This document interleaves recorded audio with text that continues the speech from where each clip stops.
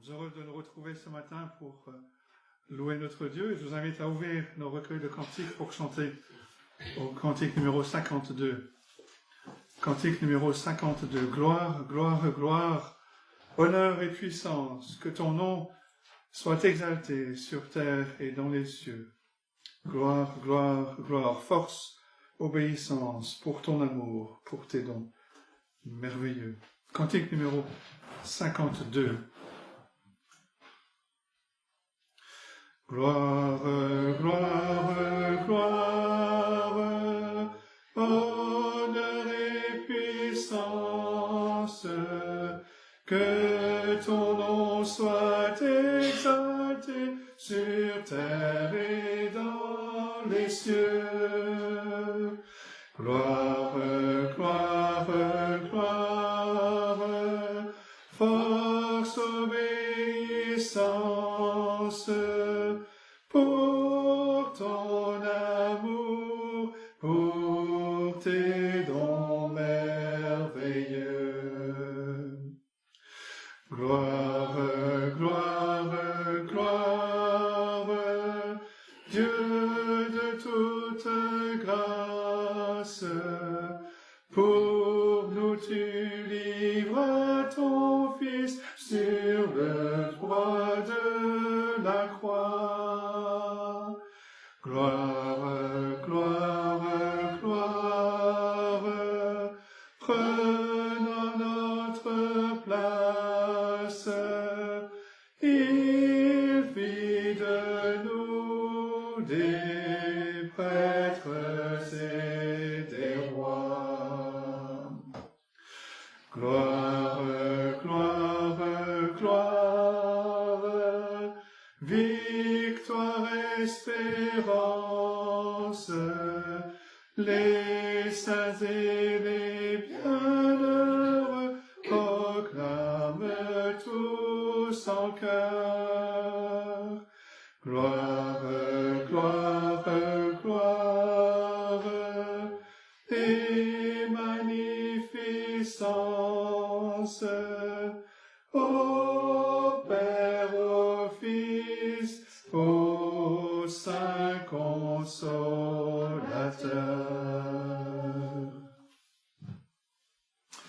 Je vous invite à nous incliner dans la prière. Prions.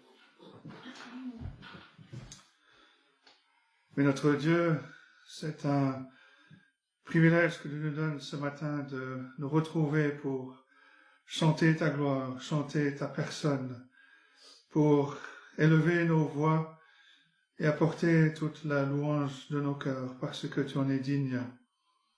Tu es le Dieu créateur, celui qui a tout créé. Tu es le Dieu souverain qui règne sur toutes choses, qui accomplit un dessein qui est parfait.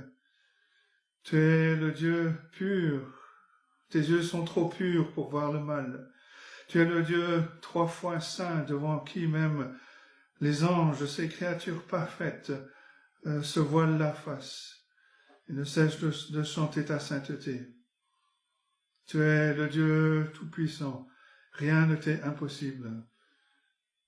Tu es aussi un Dieu de miséricorde et de grâce, qui a aimé un peuple depuis toujours, et qui nous a envoyé ton propre Fils comme substitut, comme sauveur, comme sacrificateur.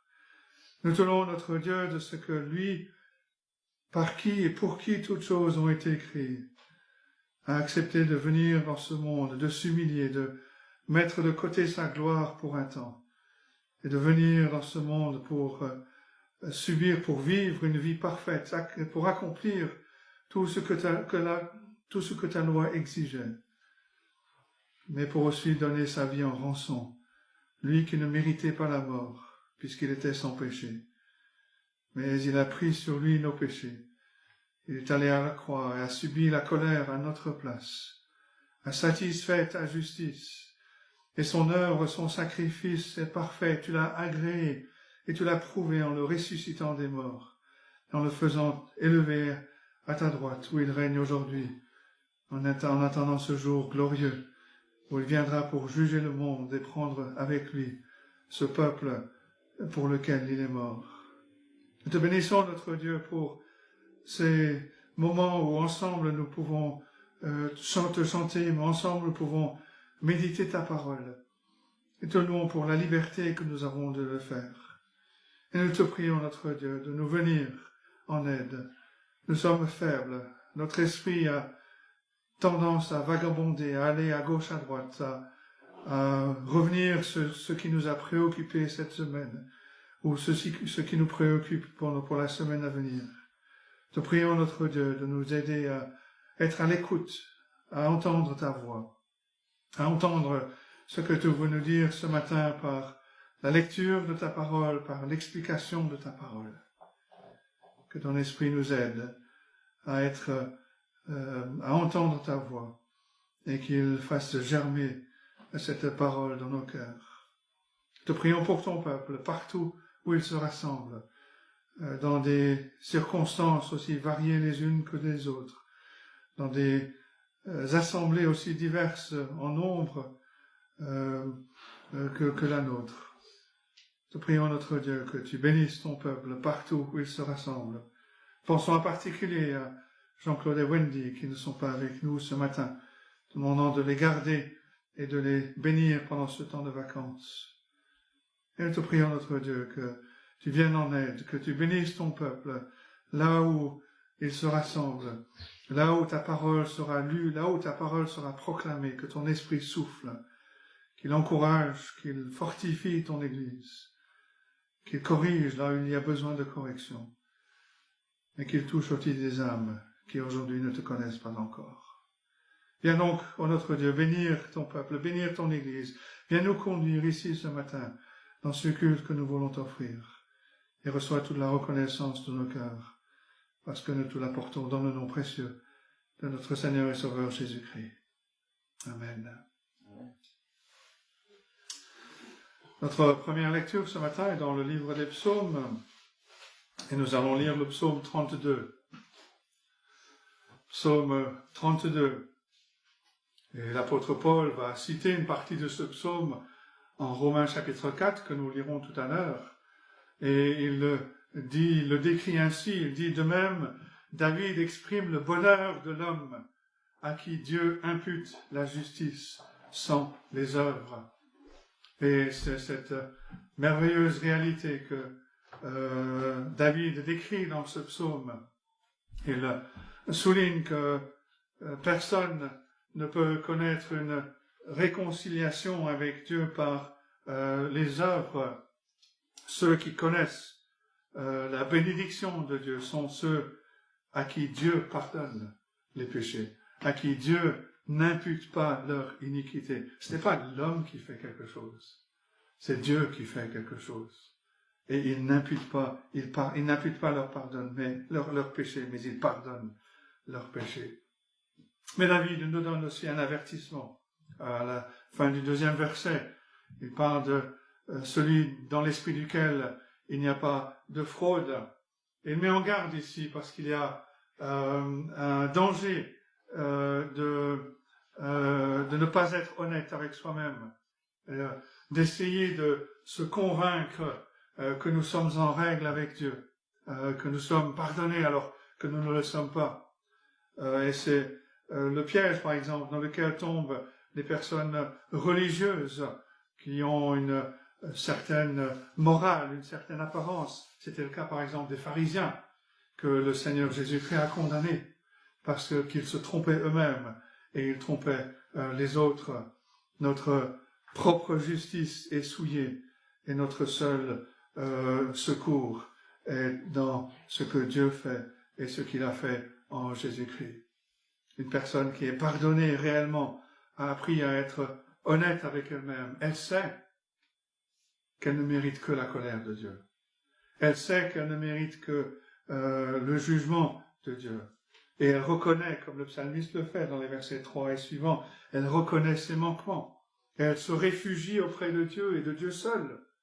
Notre secours n'est qu'en Jésus-Christ, comme nous le chanterons tout à l'heure, notre rocher. C'est en lui et en lui seul que nous voulons nous cacher.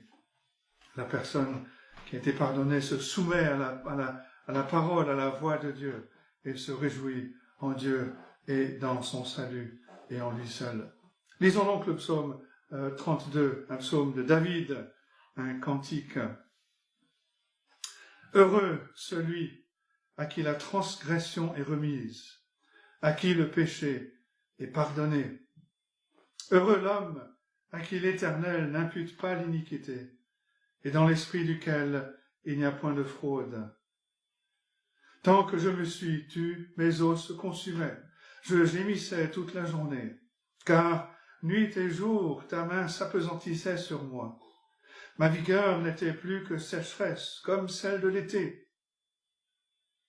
Je t'ai fait connaître mon péché, je n'ai pas caché mon iniquité. J'ai dit, j'avouerai mes transgressions à l'Éternel, et tu as effacé la peine de mon péché. Qu'ainsi tout homme pieux te prie au temps convenable. Si de grandes eaux débordent, elles ne l'atteindront nullement.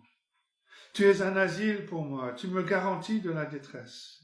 Tu m'entoures de chants de délivrance. Je t'instruirai et je te montrerai la voie que tu dois suivre. Je te conseillerai, j'aurai le regard sur toi. Ne soyez pas comme un cheval ou un mulet sans intelligence. On les bride avec un frein et un mors dont on les pare, afin qu'ils ne s'approchent point de toi. Beaucoup de douleurs sont la part du méchant, mais celui qui se confie en l'Éternel est environné de sa grâce. Juste, réjouissez-vous en l'Éternel et soyez dans l'allégresse. Poussez des cris de joie, vous tous qui êtes droits de cœur. Et nous allons chanter un autre cantique qui est donc le cantique 241. Cantique 241. Ô Christ, éternel rocher, je viens en toi me cacher. De ton cœur percé coulèrent l'eau, le sang qui régénère, que par ce flot rédempteur du péché je sois vainqueur. Cantique 241. Ô Christ éternel rocher, je viens en toi me cacher. De ton cœur percé coulèrent l'eau, le sang qui régénère, que par ce flot rédempteur du péché je sois vainqueur. Tous les travaux de mes mains pour te plaire seraient vains, lors même quand ma détresse mes pleurs couleraient sans cesse, il ne saurait me laver, toi seul peux et veux sauver. Seigneur, je n'apporte rien, ta croix seule est mon soutien. Je viens à toi sans ressources, souillé, je viens à la source, ouverte pour les pécheurs. Ah, rends-moi pur où je meurs. Tant que je respire encore, quand pour moi viendra la mort, lorsque je devrais paraître devant mon juge et mon maître, ô Christ éternel rocher, je veux en toi me cacher. Notre deuxième lecture ce matin est dans la lettre de Paul aux Romains, passage que nous avons vu il y a quelques mois. Romains chapitre 4, nous allons lire le chapitre entier jusqu'au verset 11 du chapitre 5. Et où Paul parle de justement cette justification, le même thème abordé dans le psaume 32, justification par la foi, et où il y a ce double échange, cette double imputation, à savoir que celui qui vient à Christ, ses péchés sont imputés sur le compte du Seigneur Jésus-Christ, et la justice parfaite de Christ est imputée sur le compte du croyant. Elle est mise sur notre compte. Cela, bien sûr, même si nos péchés sont mis sur le compte du Seigneur Jésus-Christ, cela ne veut pas dire que le croyant ne pêche plus. On l'a vu dans le chapitre 7 de cette même lettre aux Romains. Mais quand le croyant se présente devant Dieu, Dieu le voit non plus avec ses péchés, mais il le voit avec la justice du Christ, revêtu de la justice du Christ. Cette justice avait été mise sur le compte du croyant. Dieu ne se rappelle plus de nos péchés, comme le dit Jérémie, chapitre 31. Il ne se rappelle plus de nos fautes. Nos fautes ont été punies en Christ. Et c'est pour ça que nous pouvons nous réjouir dans le fait que Dieu est juste.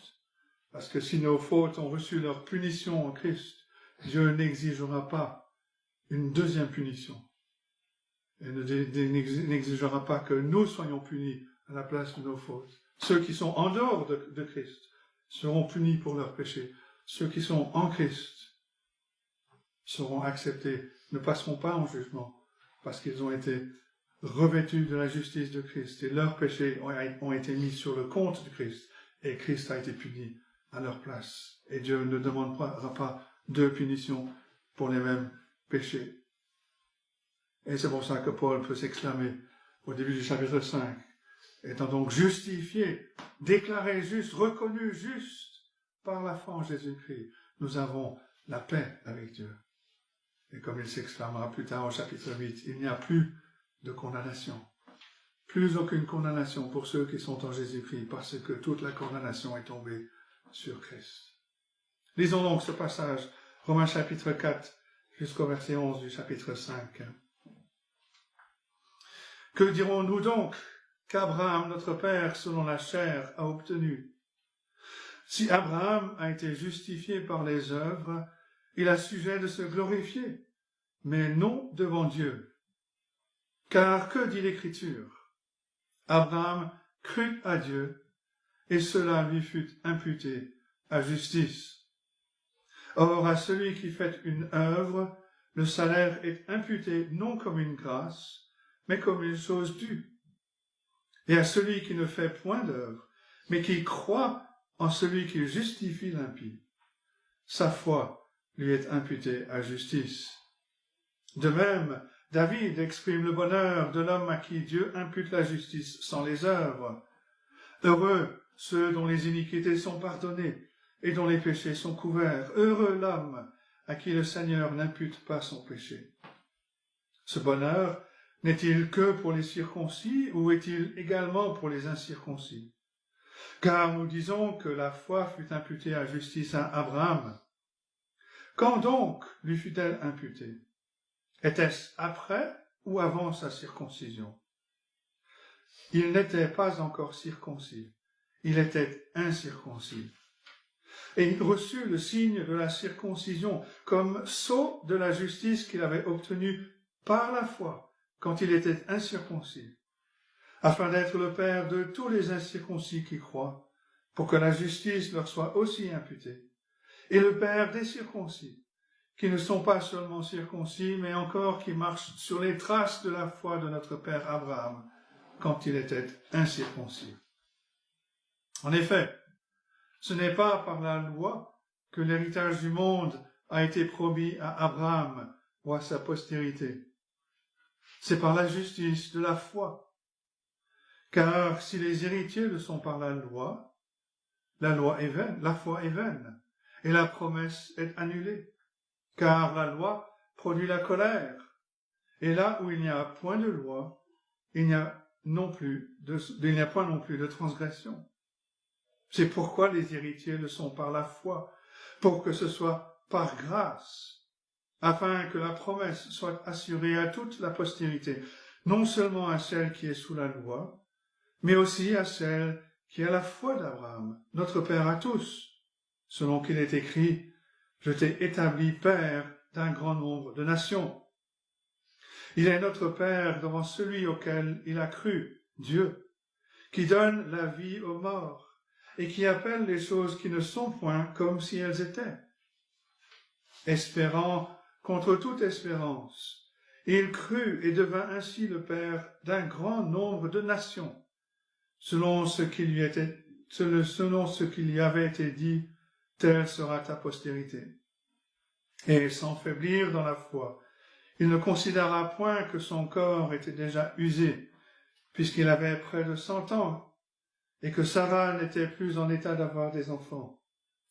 Il ne douta point par incrédulité au sujet de la promesse de Dieu, mais il fut fortifié par la foi, donnant gloire à Dieu, et ayant la pleine conviction que ce qu'il promet, il peut aussi l'accomplir. C'est pourquoi cela lui fut imputé à justice. Mais ce n'est pas à cause de lui seul qu'il est écrit que cela lui fut imputé. C'est encore à cause de nous, à qui cela sera imputé, à nous qui croyons en celui qui a ressuscité des morts, Jésus notre Seigneur, qui a été livré pour nos offenses et est ressuscité pour notre justification.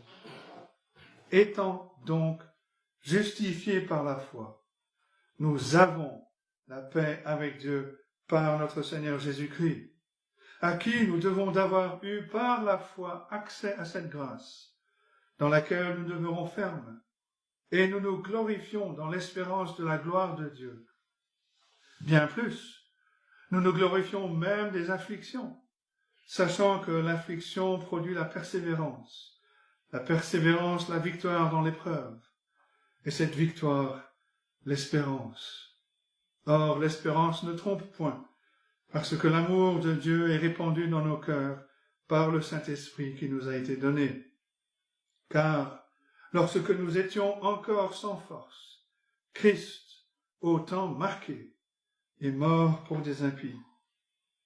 À peine mourrait-on pour un juste. Quelqu'un peut-être mourrait pour un homme de bien. Mais Dieu prouve son amour envers nous, en ce que lorsque nous étions encore des pécheurs, Christ est mort pour nous. À plus forte raison, donc, maintenant que nous sommes justifiés par son sang, serons-nous sauvés par lui de la colère. Car si lorsque nous étions ennemis, nous avons été réconciliés avec Dieu par la mort de son Fils, à plus forte raison, étant réconciliés, serons-nous sauvés par sa vie.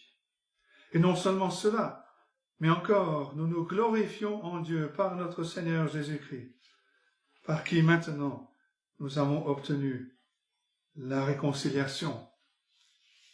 Et jusque-là la parole de Dieu. Avant d'écouter le message que nous apporte Jean-Claude, message qui a été enregistré il y a quelques jours, nous allons chanter le cantique numéro 377. Cantique numéro 377. Amis, voulez-vous savoir quel est mon unique espoir? Ma sagesse et ma science, mon trésor, ma récompense. C'est Jésus crucifié. C'est Jésus crucifié. Cantique numéro 377.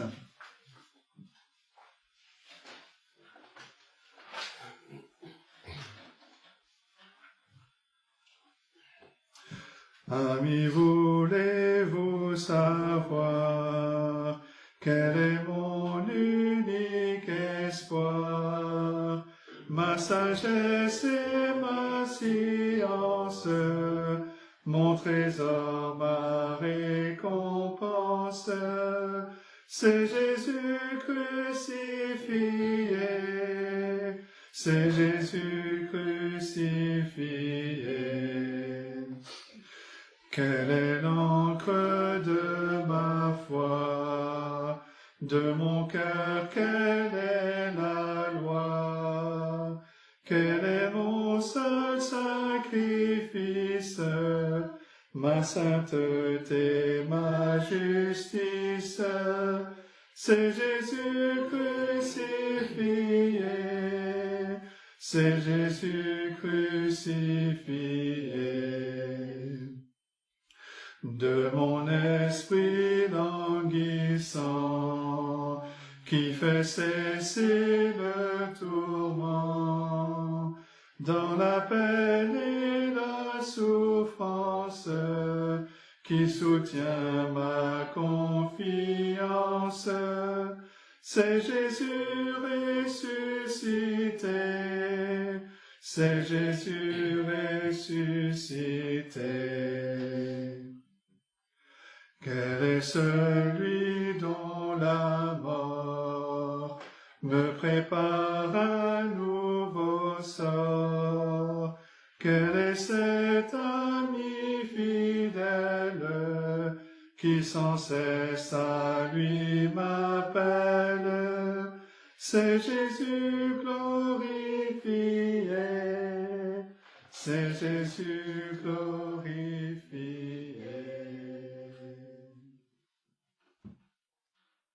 Très bien, bonjour. Ce matin, nous allons lire le chapitre 15 de la Genèse.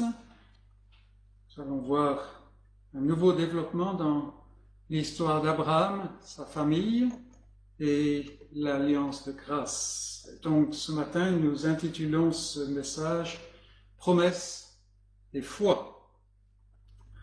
Chapitre 15, livre de la Genèse, et je vous invite à suivre avec moi en commençant au verset 1. Après ces événements, la parole de l'Éternel fut adressée à Abraham dans une vision. Et il dit, « Abraham, ne crains point, je suis ton bouclier et ta récompense sera très grande. » Abraham répondit, « Seigneur éternel, que me donneras-tu?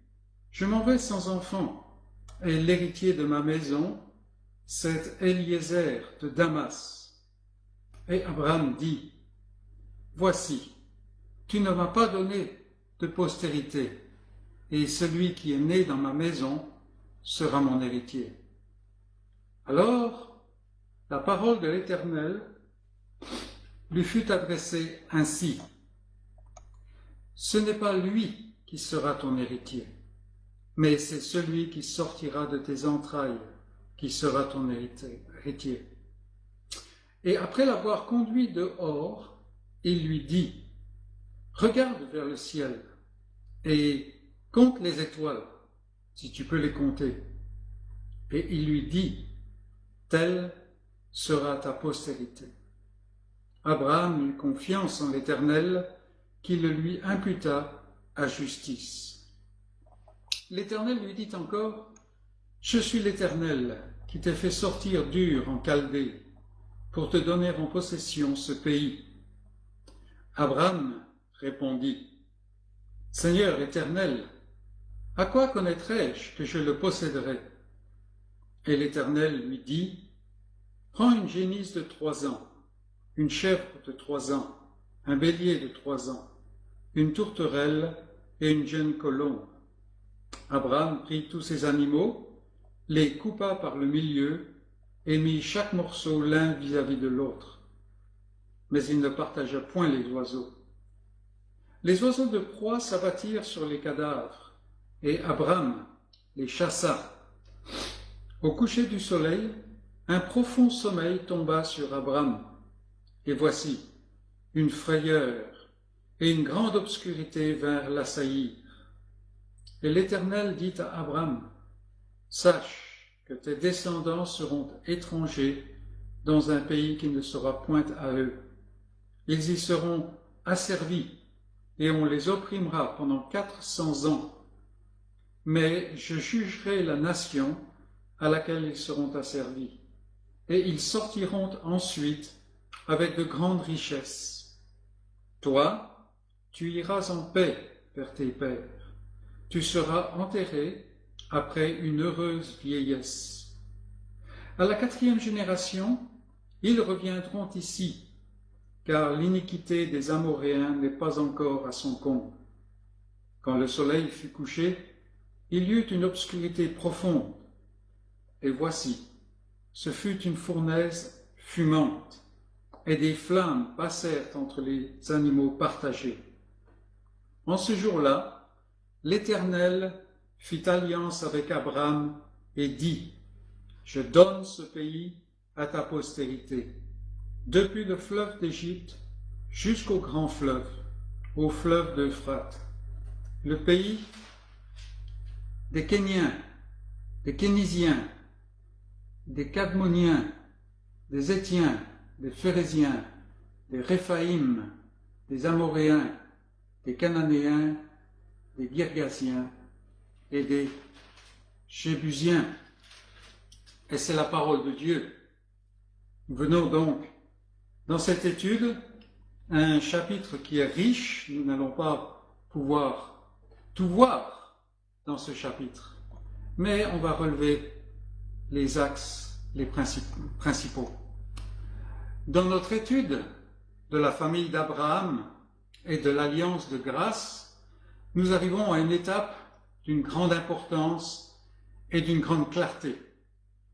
L'Éternel annonce à Abraham ce qu'il va faire et il entre en alliance avec le patriarche. Cette occasion est citée dans le Nouveau Testament à de nombreuses reprises et surtout dans des passages de grande importance au sujet de la justification par la foi. Et il est vrai que nous avons ici la première mention du fait que Dieu déclare juste l'homme qui a foi en lui et en sa parole. C'est le cœur du passage.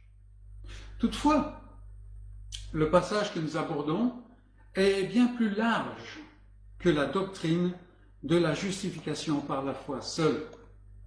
Il concerne Abraham, un homme, sa relation avec Dieu, le vécu qu'il a avec Dieu, l'alliance de grâce et la promesse d'un salut par la grâce. Et il nous faut donc veiller à ne pas nous limiter dans une simple étude théologique de la justification par la foi. Pour cela, il y a de nombreux livres qui peuvent nous aider. Et puis, nous pouvons faire un autre message là-dessus. Il vaut mieux, si nous voulons seulement étudier la justification par la foi, aller dans le Nouveau Testament. Importante comme cette vérité est, et cruciale comme elle a été aussi dans l'histoire du peuple de Dieu, elle n'est pas au centre de tout, comme nous allons le voir. L'incident des rois que nous avons vu la semaine dernière est terminé.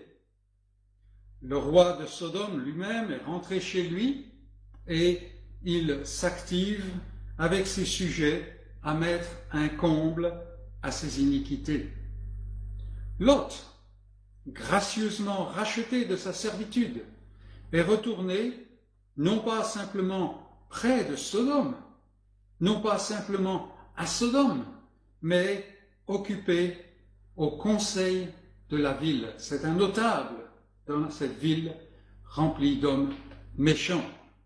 Il est actif, mais il est aussi, nous l'apprenons dans le Nouveau Testament, de plus en plus profondément attristé et tourmenté dans son âme. C'est ce que l'apôtre Pierre nous dit en 2 Pierre, chapitre 2, versets 7 et 8. Et Abraham lui-même est retourné à son campement, près des chênes de Mamré, c'est là qu'il s'est installé, et il est tout simplement occupé à vivre dans la présence et dans la communion de Dieu et à accomplir la vocation qui lui est échue, c'est-à-dire s'occuper des troupeaux et de sa famille et adorer le Seigneur à l'autel qu'il a bâti. Cela nous fournit un regard et une leçon sur la vie du croyant. Comme Abraham, le croyant vit la vie que Dieu lui donne, sans aucun doute, en venant à l'autel qu'il a dressé pour invoquer le nom de l'Éternel, mais il est comme un simple homme à qui Dieu a fait la grâce. Ça n'est pas un super-héros, ça n'est pas un surhomme, c'est un homme à qui Dieu a fait grâce. Contrairement à notre génération impie et charnelle, il n'est pas appelé à s'affirmer, à devenir quelqu'un. Il n'est pas appelé à accomplir des exploits pour servir Dieu et pour rendre son nom grand. Les exploits, c'est Dieu qui les accomplit. Et c'est lui qui rendra grand le nom d'Abraham selon sa promesse. Veillons donc à ne pas capituler devant un activisme charnel et égocentrique qui n'a rien à voir avec la communion avec Dieu et qui pourtant assaille l'Église dans notre génération. Il y a quelque temps, j'étais passé un week-end dans une église dans un pays d'Afrique et pendant les réunions, chaque fois que quelqu'un venait au pupitre et que ce soit pour lancer les chants, pour lire la parole, il y avait un slogan qui sortait de la bouche de cette personne, de toutes ces personnes, un slogan « Sauver », et on sentait d'après l'intonation qu'il y avait des points de suspension, et toute l'assemblée, tout au moins ceux qui avaient l'habitude, répondaient « Pour servir ». Sauver pour servir. Et lors de nos entretiens avec les responsables, quand c'était tout à fait propice, je leur ai signalé, je dis mais j'ai un petit problème avec votre slogan là. D'abord c'est un slogan qui souvent perd sa force, mais deuxièmement, si nous en croyons la parole de Dieu et notamment l'exemple d'Abraham, nous ne sommes pas sauvés pour servir, nous sommes sauvés pour adorer. Et notre service fait partie de cette adoration, c'est-à-dire notre obéissance à l'appel de Dieu, notre obéissance aux circonstances que Dieu donne dans notre vie, met place dans notre vie. Cela, c'est de l'adoration et c'est un service. Et nous devons veiller à ne pas nous laisser prendre par l'esprit du monde. Venons-en à notre passage. Ici, Abraham est donc rentré de sa conquête des rois, de son entretien avec le roi de Sodome, de son entretien avec Melchisédek, et voilà, nous apprenons que l'Éternel, la parole de l'Éternel lui est adressée. Et j'intitule ce premier grand point « Ne crains point ». Ce sont d'ailleurs les paroles que l'Éternel adresse à Abraham. Après ces événements, la parole de l'Éternel fut adressée à Abraham dans une vision, et il dit « Abraham, ne crains point, je suis ton bouclier, ta récompense sera grande. » Qu'est-ce que Abraham pouvait craindre? Certains, ici, y voient la peur d'un retour de la part des rois qu'il a battus, quand ils vont revenir au temps des bagarres, ou alors peut-être le sentiment d'insécurité qui peut être engendré par son refus de prendre le butin offert par le roi de Sodome. Mais Abraham est un homme spirituel. En plus, c'est un homme très riche. Il n'a pas besoin des biens de Sodome. C'est un homme spirituel pour qui la relation avec Dieu prime sur toute chose. Il nous l'a montré. Oui, imparfaitement, il y a des moments où il se retrouve en Égypte, mais il est un homme spirituel qui cultive sa relation avec Dieu, parce qu'elle passe devant toute autre chose. Et ce dernier, Dieu lui-même, c'est lui qui a livré les rois entre les mains d'Abraham. Donc, ne peut-il pas le protéger de représailles hypothétiques? Ici encore, on a une leçon. Souvent, nous craignons des choses qui ne se produiront jamais. Et l'antidote pour cela, c'est la vision de Dieu, c'est la vision de la relation que Dieu entretient avec les siens. quand on prend en compte la manière dont Dieu s'adresse à lui, il est beaucoup plus probable que le patriarche ait tout habité par la pensée de sa rencontre avec Melchisédek. Il contemple en fait les développements et les indices qui concernent la promesse faite au tout commencement par Dieu au couple initial. Tout le passage est imprégné de cette postérité de la femme qui a été promise. Et la rencontre avec Melchisédek fournit suffisamment d'indices énigmatiques pour montrer à Abraham qu'il y a beaucoup plus que ce que l'œil de la chair peut détecter. Melchisédek a béni Dieu. Béni Abraham, il bénit Dieu. Car Dieu a livré les rois à Abraham. Et donc, il peut être son bouclier, n'est-ce pas? Ici, Dieu se présente comme le bouclier, et ce terme est associé à l'idée de délivrance. Si Dieu a livré ses rois dans les mains d'Abraham, parce qu'Abraham n'avait pas vraiment une grande force, n'est-ce pas? Il peut le protéger maintenant, il peut être le bouclier. Donc un terme qui indique la délivrance. Dieu lui dit que sa récompense sera grande. Abraham a repoussé le butin de Sodome. Et en termes humains, on pourrait dire qu'il est le perdant. Mais Dieu lui montre qu'agir en enfant de Dieu ne rend jamais perdant. Et vous qui êtes croyants, vous pouvez ajouter votre amen à cette vérité. Celui qui s'en remet à Dieu n'est jamais perdant.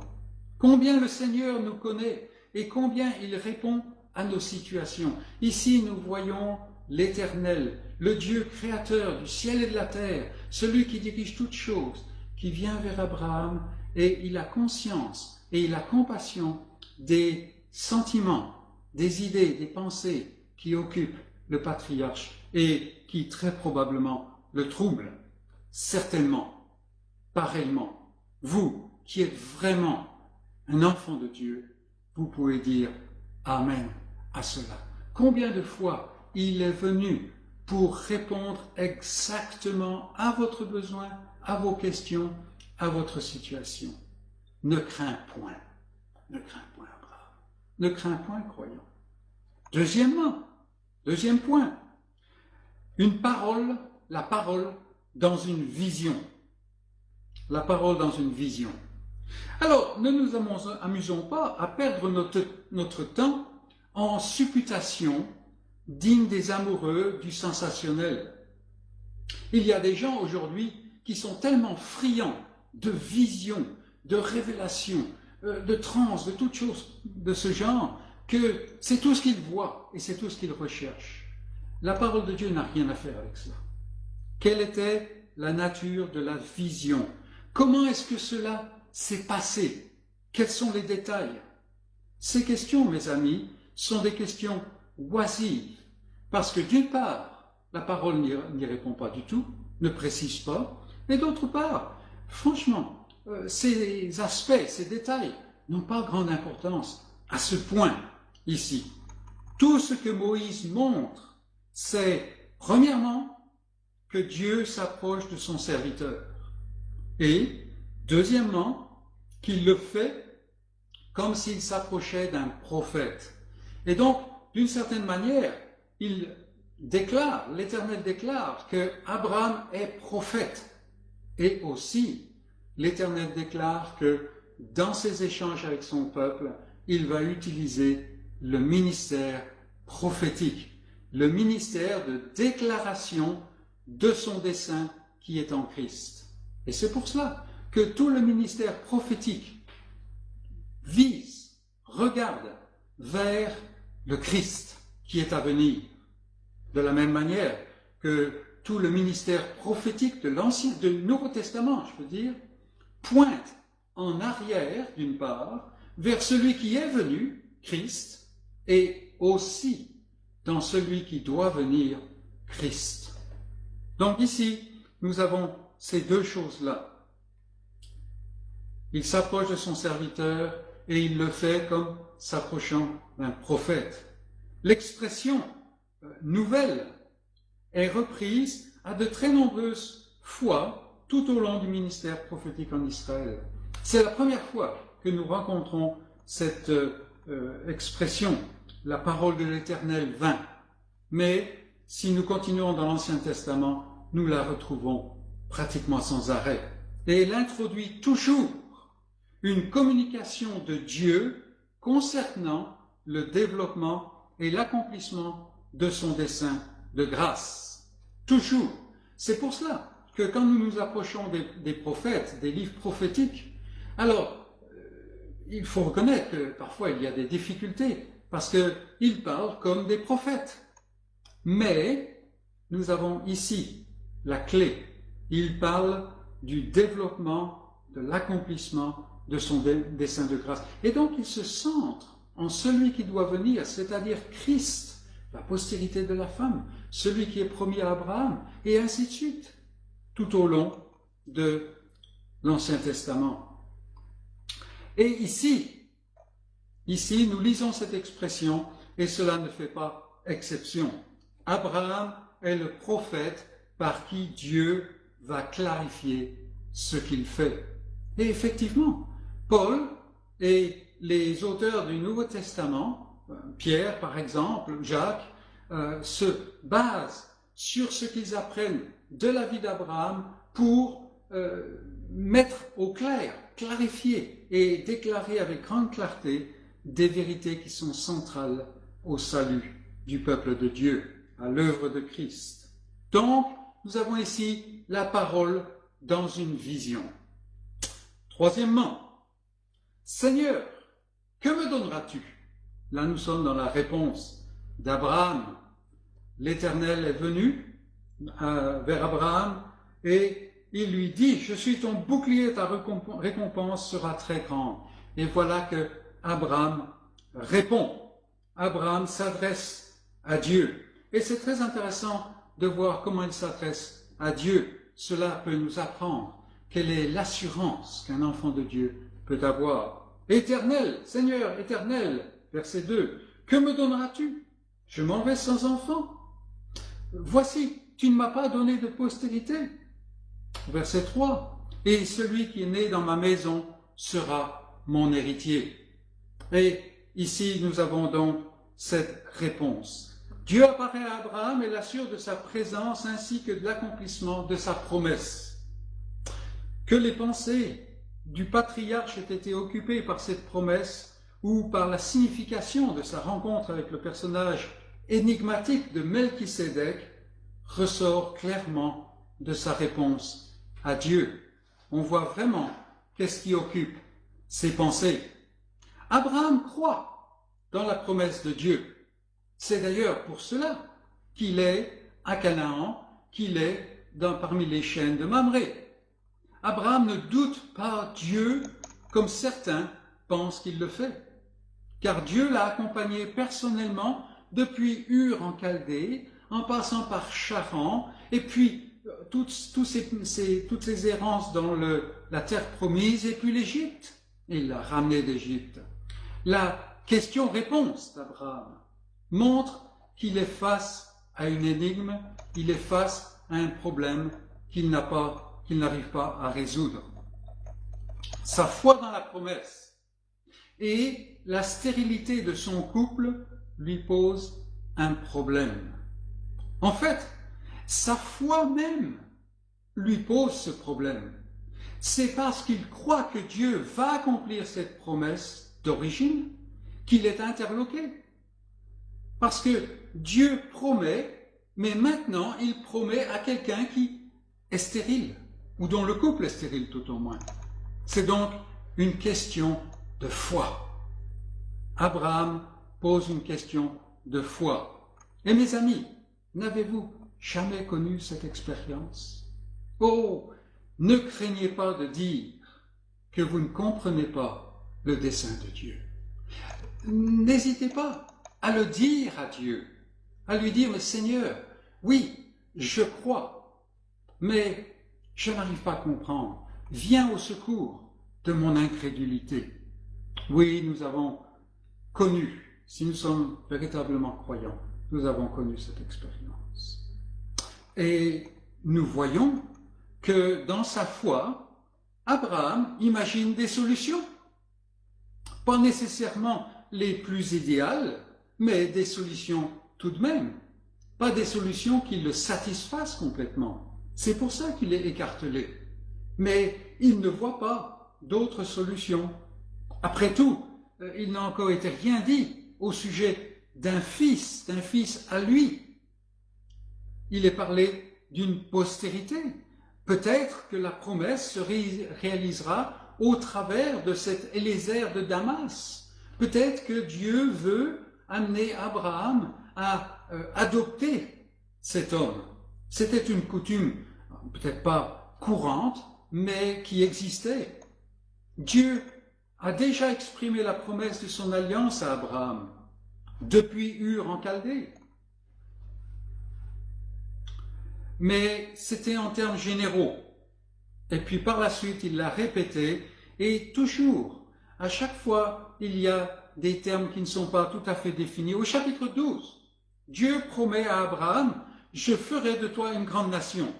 Toutes les familles de la terre seront bénies en toi. » Mais voilà, c'est général, n'est-ce pas? Plus loin, il lui dit, « Je donnerai ce pays à ta postérité. » C'est au verset 7 du chapitre 12. Puis au chapitre 13, après le départ de Lot, Dieu vient à Abraham, vous vous rappelez, « Tout le pays que tu vois, je le donnerai à ta postérité. Je rendrai ta postérité comme la poussière de la terre. » Chapitre 13, versets 15 et 16. « Oui, Seigneur, je le crois. Ce sera probablement donc au travers d'Éliézer de Damas, parce que c'est lui qui maintenant est le premier en ligne de succession. Il n'y a pas de fils en tant que tel. » N'avez-vous jamais cherché la solution à la promesse de Dieu dans les imaginations, dans le registre de la chair? Essayez de trouver une solution qui nous semble possible. Or, Dieu n'est pas le Dieu du possible, nous le verrons plus tard, dans un autre passage. Dieu est le Dieu de l'impossible. Et nous devons veiller à ne pas nous laisser limiter par les choses de la terre quand on parle de l'alliance de Dieu. Que me donneras-tu? Et Dieu va lui dire, et nous arrivons à un autre grand point, celui qui sortira de tes entrailles. Celui qui sortira de tes entrailles. Dieu n'a rien à faire avec cet Éliézer de Damas. C'était probablement un homme de très grande valeur. Certains pensent que c'était le serviteur préféré d'Abraham, celui qu'il a envoyé à Charan pour trouver une épouse pour son fils, une fois que ce fils était en âge pour les épousailles. On ne sait pas. Mais Dieu n'a rien à faire dans son alliance avec cet Éliézer de Damas. Dieu n'est pas intéressé dans les arrangements humains pour accomplir ses desseins. Veillons bien à garder cette leçon à l'esprit.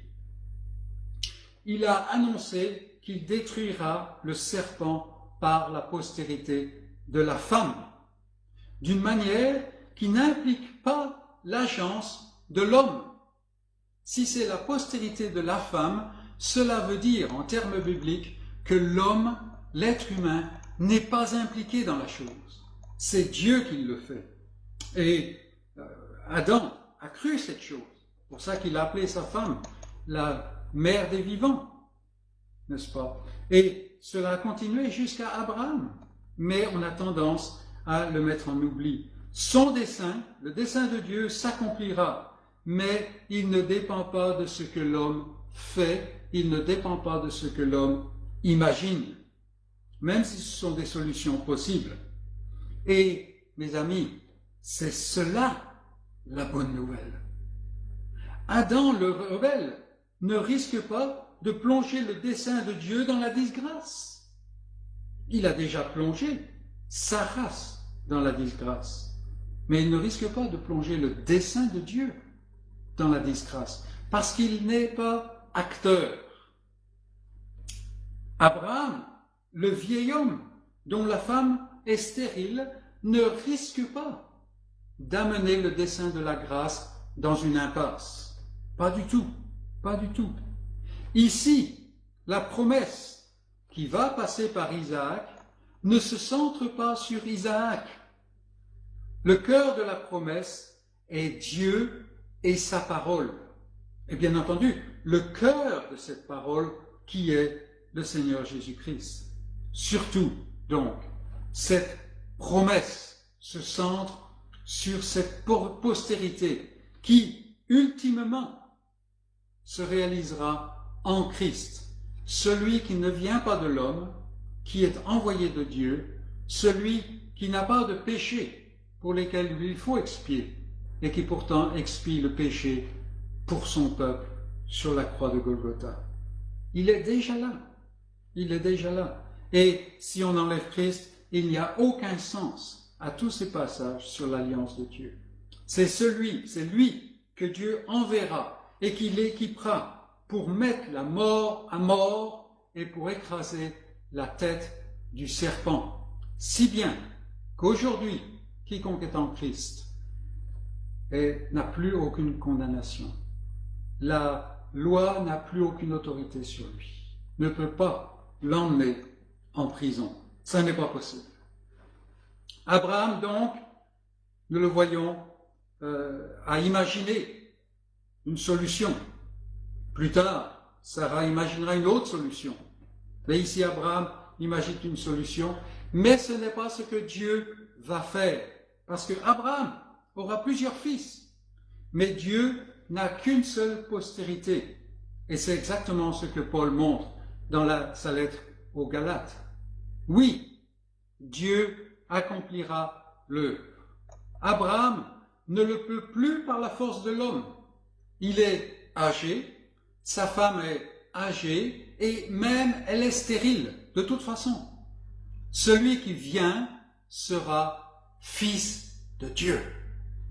Mais ce sera celui qui sortira de tes entrailles, qui sera ton héritier.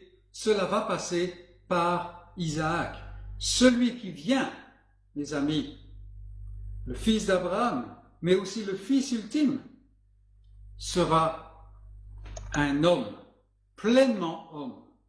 Nous avons déjà ici l'ébauche de l'idée de l'incarnation. Dieu aurait pu envoyer son fils comme cela. Non, c'est à travers la nature humaine. Pourquoi? Parce qu'il faut que cet envoyé, ce Messie, soit mis à mort. Rappelons-nous que cette rencontre avec Dieu fait suite avec celle que Abraham a eue avec Melchisédek, le sacrificateur roi, celui qui est venu de nulle part et qui n'a jamais de fin, autant que nous sachions. Le roi de justice, le roi de paix. Petit à petit, le puzzle s'éclaire dans l'esprit d'Abraham. Et Dieu lui donne une illustration de l'immensité de son dessein, ainsi que de la certitude de son accomplissement. Petit à petit, Abraham commence à réaliser que ce que Dieu fait est une chose nouvelle, qui ne prend pas de l'homme, mais qui concerne un peuple nombreux par toute la terre. Et maintenant, il lui donne donc cette illustration et la certitude de l'accomplissement de son dessein, comme le sable et la poussière de la terre.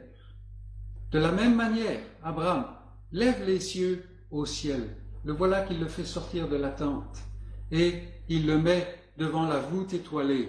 Et nous savons tous ce que c'est d'être rempli d'émerveillement, même à la multitude, la foison d'étoiles. On ne peut même pas toutes les détecter. Et il dit, compte les étoiles, compte les étoiles. C'est ce que moi, l'Éternel, je vais faire. Et bien entendu, nous-mêmes, vivant dans la Nouvelle Alliance, nous savons qu'il ne s'agit pas de l'Israël national ici, mais beaucoup plus. Et aujourd'hui, pensons aux croyants que nous connaissons dans tous les pays du monde, dans toutes les familles du monde. n'est-ce pas, et multiplié par les générations. Voilà la révélation que Dieu donne à Abraham sous cette voile, sous cette étendue étoilée. Nous voyons donc ici que nous ne sommes pas dans le simple registre de la famille d'Abraham. Ce n'est pas simplement une question d'Israël. Dieu fait venir un homme. Il le fait venir contre toute espérance, quand l'homme ne peut plus rien. Et dans son dessein de grâce, il englobe, l'Éternel englobe toutes les familles de la terre. C'est pour ça qu'il y a de l'espoir pour tout être humain qui vit sur la terre. Et c'est pour cela que le croyant a à cœur d'aller annoncer la bonne nouvelle du salut en Jésus à tout être humain, sachant que l'Esprit œuvre dans le cœur de ceux que Dieu a aimés de toute éternité. L'homme ne peut pas imaginer l'immensité du dessein de Dieu. L'homme peut encore moins produire le dessein de Dieu. Il ne peut pas l'amener à son accomplissement. Alors, qu'avons-nous à faire avec ce « donne ta vie à Jésus », ce « laisse-le entrer dans ton cœur » ? Non, non. Abraham n'est pas dans ce registre du tout. Non. Là, il est en présence de Dieu, face à la promesse de Dieu. Et parce qu'il connaît Dieu, il croit. Il croit. On aurait probablement pu lui poser des tas de questions auxquelles il n'aurait pas pu répondre. Mais il connaît Dieu. Et donc, il croit. Et c'est ce que nous voulons voir maintenant. Abraham eut confiance. L'Éternel le lui imputa à justice. Déclaré juste aux yeux de Dieu. Peut-être que nous sommes trop habitués à cette phrase et que nous la contemplons, nous la lisons de manière religieuse, elle a perdu ses dents, elle a perdu sa force.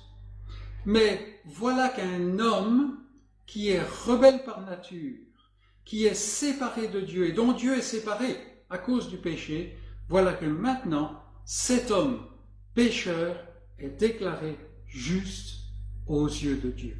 Et il y a lieu de mettre un point d'exclamation et de courber notre cœur dans l'adoration. La réponse de la foi à la promesse de Dieu. Voilà ce qui est dans le cœur d'Abraham à ce moment-là. Veillons toutefois à ne pas faire dépendre cette merveilleuse vérité du salut de la foi d'Abraham de sa foi. Abraham croit, mais il ne croit pas dans sa foi.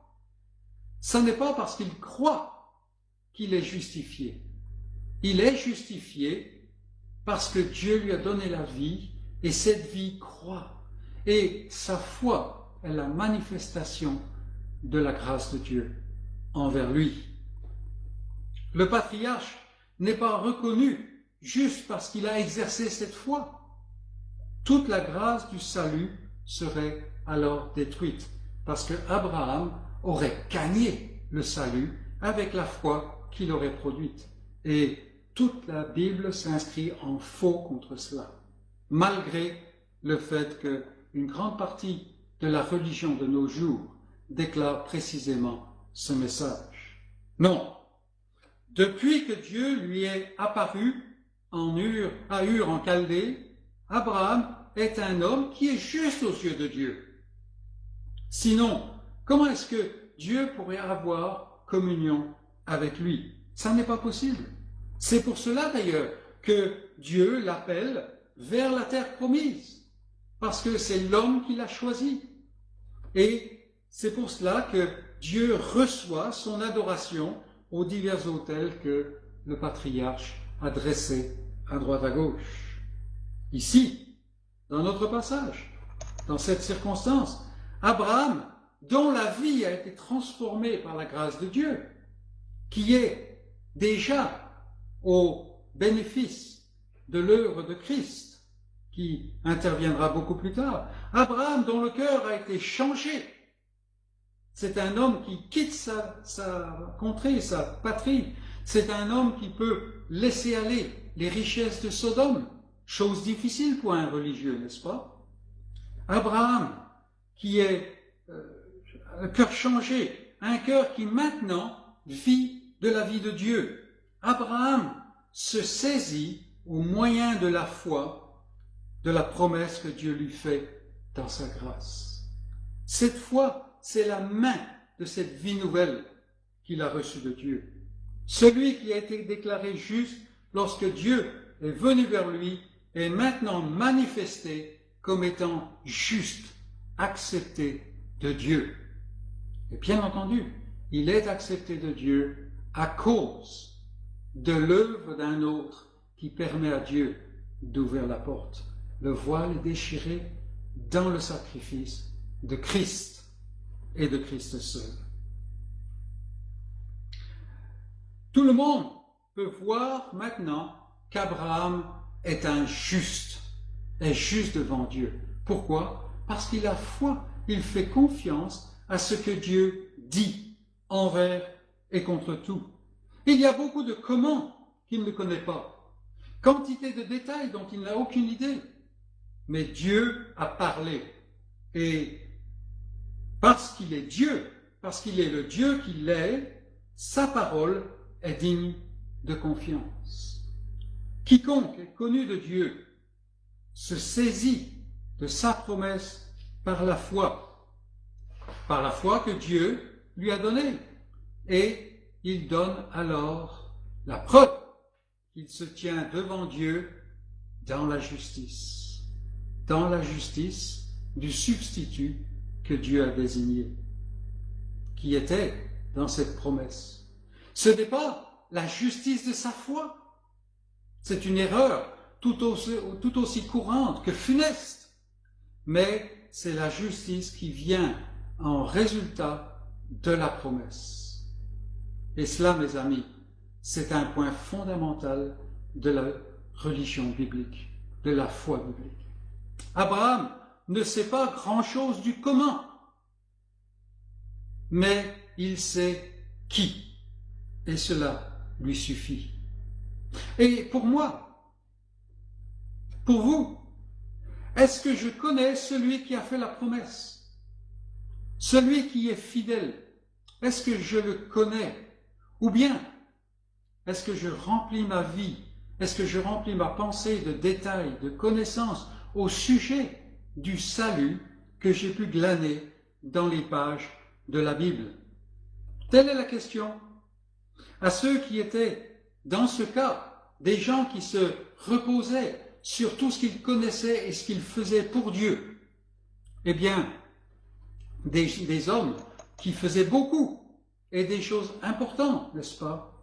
Eh bien, le Sauveur répond tout simplement, « Je ne vous ai jamais connu. » Il n'y a aucune relation.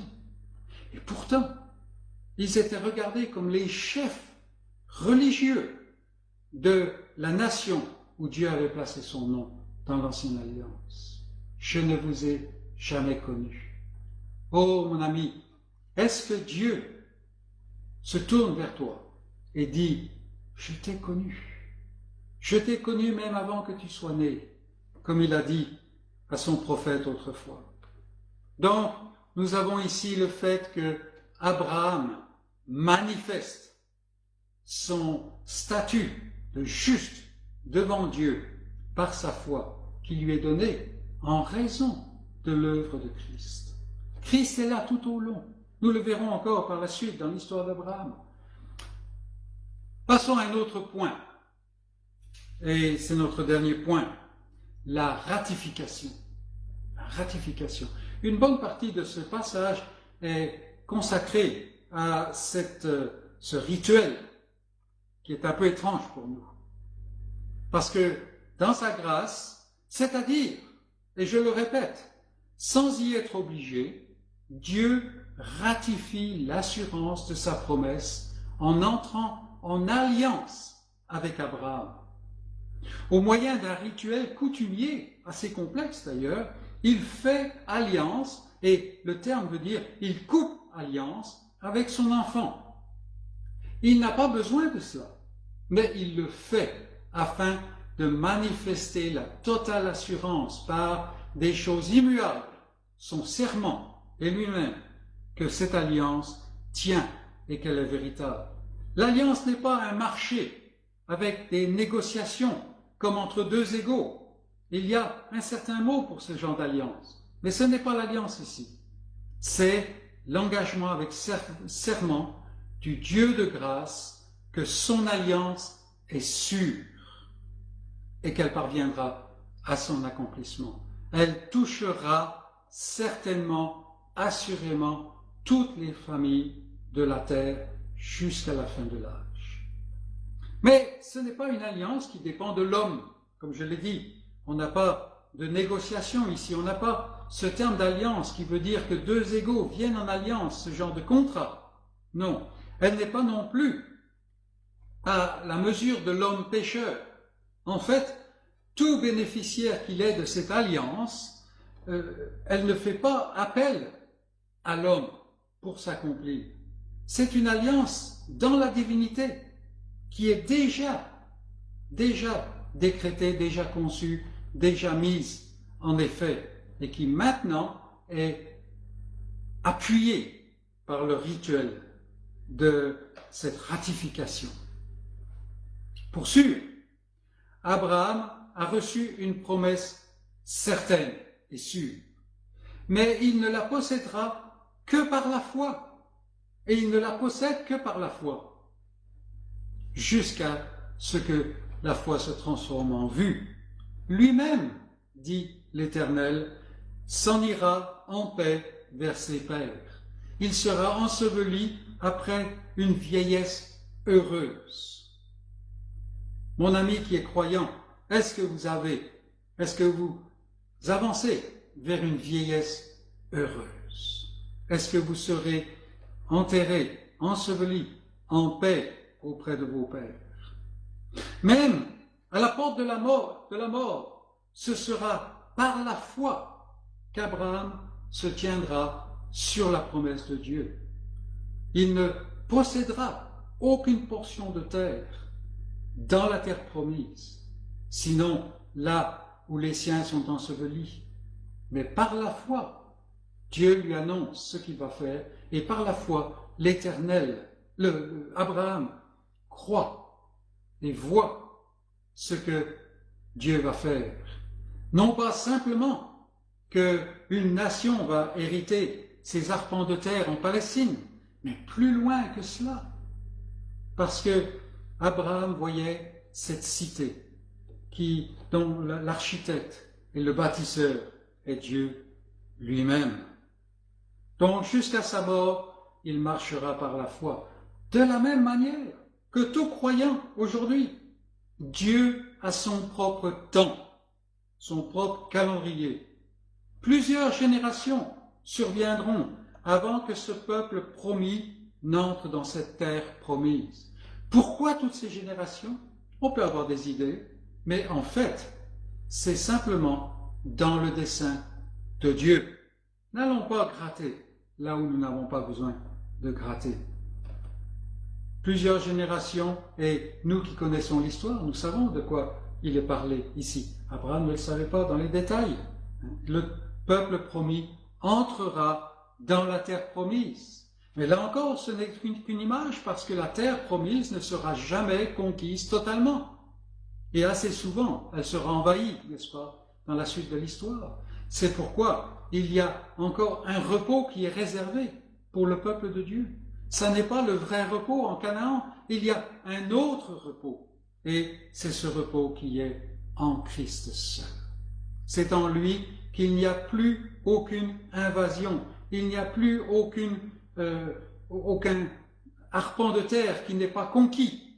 Lui a tout accompli. Et en lui, le croyant se tient parfait dans la présence de Dieu, même dans l'imperfection de sa chair, car il vit dans la foi au Fils de Dieu. Donc Dieu a son propre temps, et c'est ce qui est illustré là. Il y aura donc des générations, il y aura des épreuves, il y aura la servitude, l'esclavage, il y aura l'oppression, il y aura l'incrédulité dans le désert et toutes sortes de choses, ces 40 années d'errance, et ainsi de suite. Et tout cela est illustré par le sommeil profond, par la frayeur, par l'obscurité que nous voyons ici au verset 12, et que Abraham éprouve là, par rapport à la promesse. Au point où tout espoir est éteint et hors d'atteinte, le Dieu de l'impossible ouvrira la porte et fera avancer son dessein. Alors que à Ur en Chaldée, il n'y a pratiquement que des impies, des idolâtres, Dieu ouvre la porte du cœur d'un homme. Plus tard, alors qu'il n'y a aucun espoir, un homme de 99 ans, une femme de 90 ans, stérile de surcroît, Dieu ouvre la porte et Isaac, le rire, est là.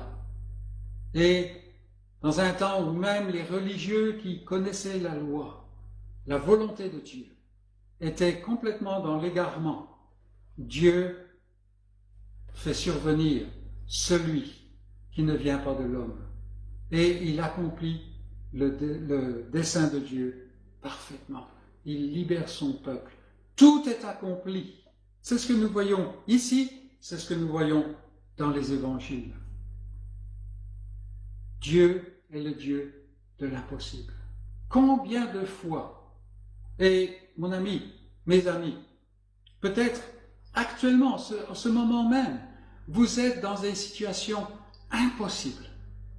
Vous êtes au bout du rouleau. Je ne parle pas d'une manière sentimentale, émotionnelle ou même psychologique, mais réellement, vous êtes au bout de vous-même. Personne ne le sait autour. Peut-être que ces choses vous empêchent de dormir la nuit, vous travaillez et tout cela. Sachez qu'en vous approchant du Dieu de la Bible, vous vous approchez du Dieu de l'impossible, qui fait survenir les choses qui ne sont pas, et qui, dès avant toute chose, sait ce qu'il va faire. Tel est notre Dieu ici. Pour nous, nous avons vu la naissance d'Isaac, la croissance de la famille de Jacob. Nous avons lu au sujet de la sortie d'Égypte par un peuple nombreux. Nous avons vu finalement la venue de ce Messie et la naissance de son Église. Nous comptons parmi les membres de ce peuple qui touche toutes les familles de la terre. Mais la question se pose, non pas de savoir si nous comprenons ces choses et leurs aboutissements, mais bien plutôt, est-ce que nous connaissons ce Dieu qui a fait cette promesse incroyable dès cette période éloignée? Le connaissant, avons-nous confiance que bien que ce qu'il promet soit au-delà de l'imagination que l'homme peut avoir, il le fera?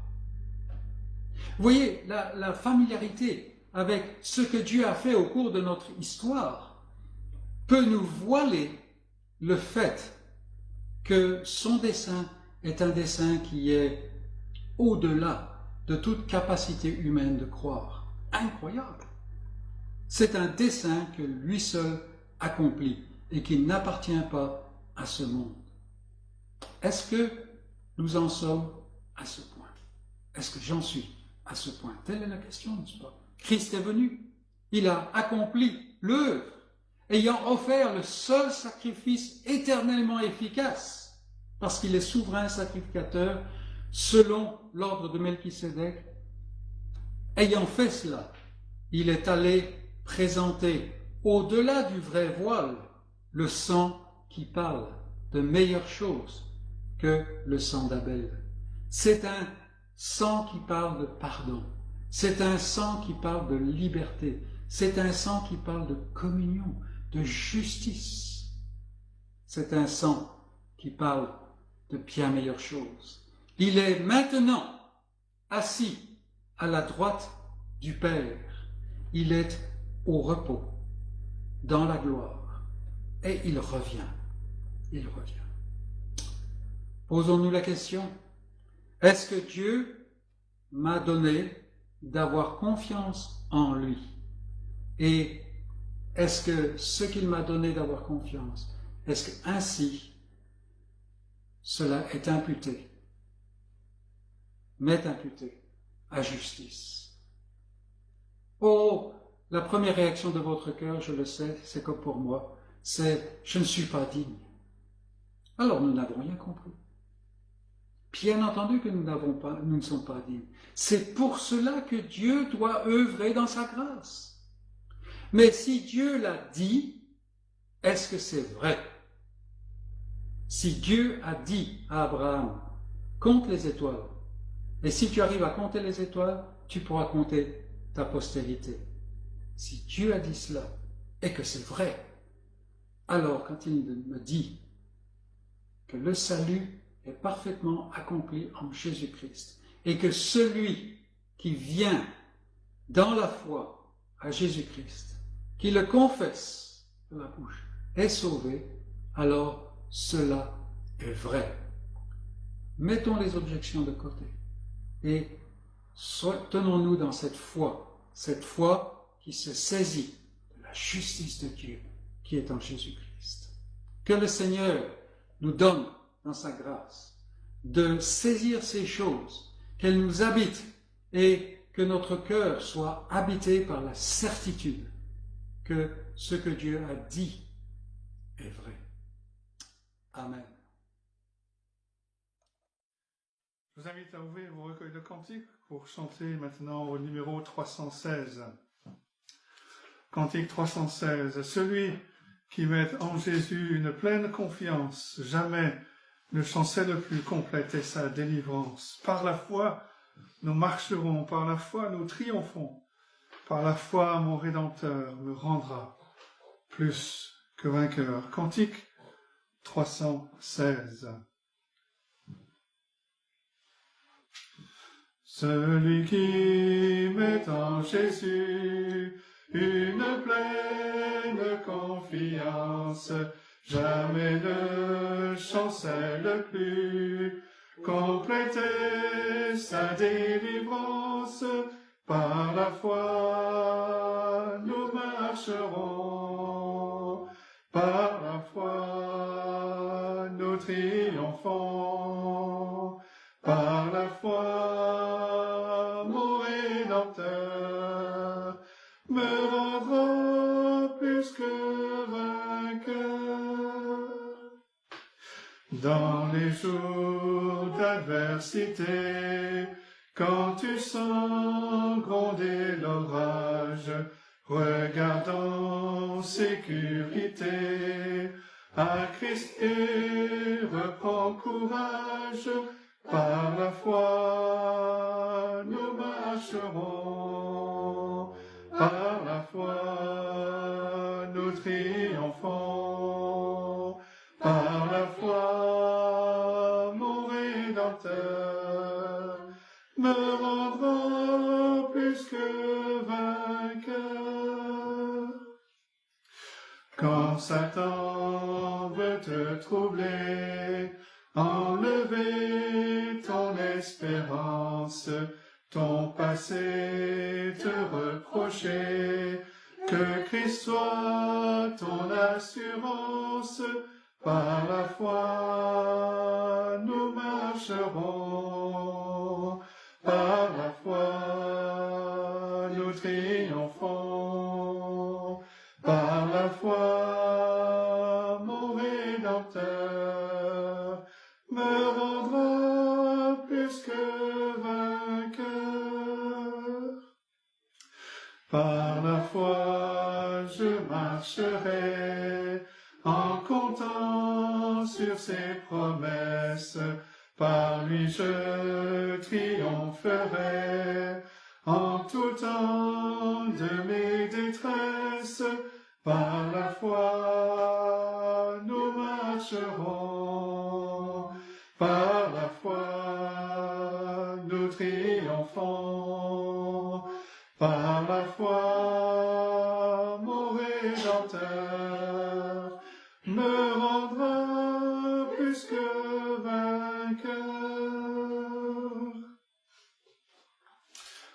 Nous terminons avec cette prière, cette bénédiction que nous trouvons en Romains chapitre 15.